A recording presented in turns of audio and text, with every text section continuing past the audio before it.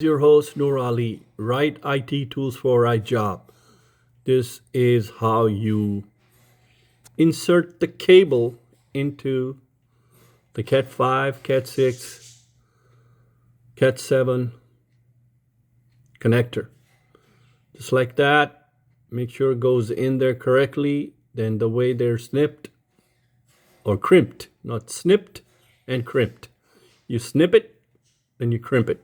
Snip it and crimp it. Then you test the cable with your land meter. Okay? There's a fluke out there. There are all kinds of land meters out there, land and van meters. It's got a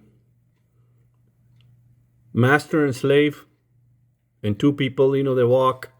One goes onto the network jack, one goes to the switch. You plug it in and you troubleshoot, or you can do it yourself if you have a cable tuner. I've done it by myself anyway.